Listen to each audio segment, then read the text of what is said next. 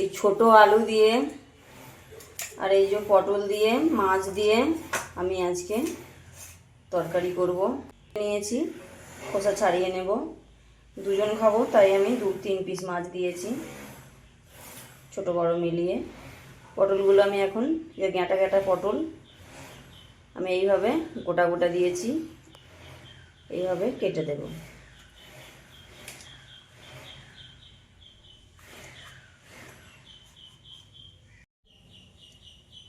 আলুর খোসাগুলো আমি ছাড়িয়ে নেব। আলুটা আমি আগে থেকেই সিদ্ধ করে নিয়েছি।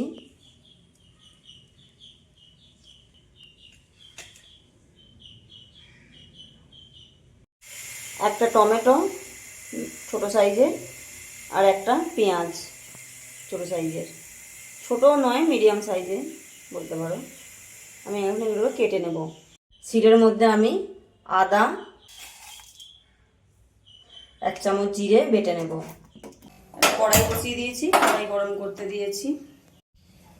কড়াই গরম হয়ে গেছে, আমি তেল দিয়ে দেব।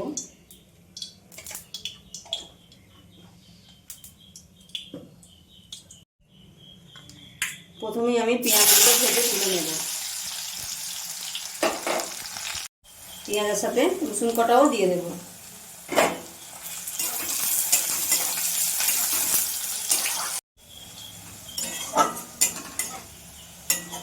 পেঁয়াজটা আমার ভাজা হয়ে গেছে, পেঁয়াজ রসুন আমি তুলে নেব একটা জায়গায়।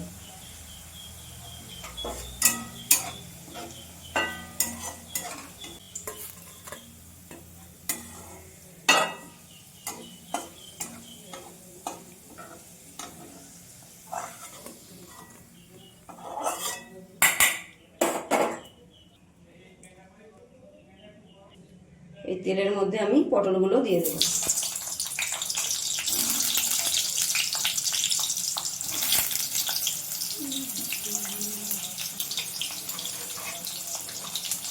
দিয়ে দেবো 1 ফোঁটা লবণ, একদম অল্প হলুদ দেবো।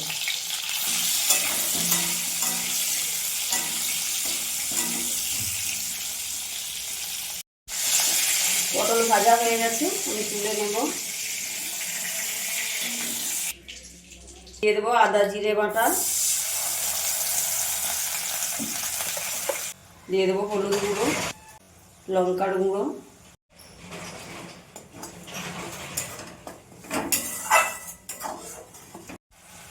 সিদ্ধ করে রাখা আলুগুলো আমি দিয়ে দেব।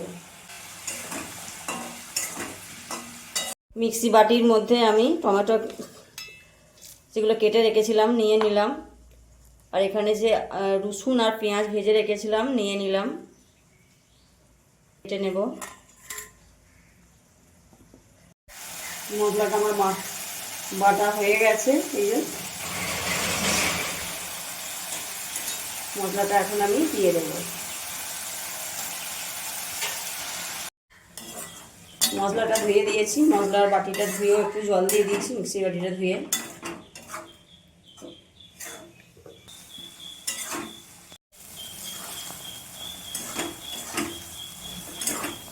হলো দিয়ে দেবো।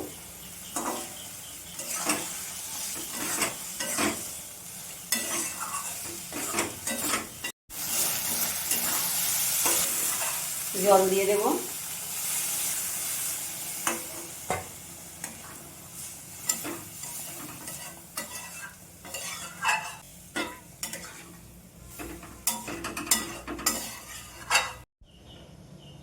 আমি পরিমাণ মতো জল দিয়ে দিয়েছি।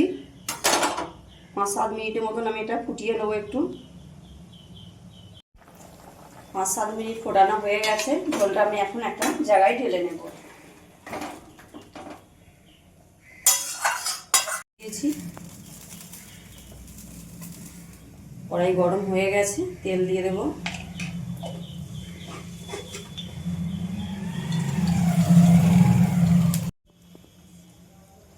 তেল গরম হয়ে গেছে, মাছগুলো আমি দিয়ে দেবো। মাছ ভাজা হয়ে গেছে, তখন আর দেখাতে পারিনি, তখন প্রচণ্ড তেল ছিটকাচ্ছিল। দিয়ে দিলাম একটা তেজপাতা, দিয়ে দিলাম 5 ফোড়ন,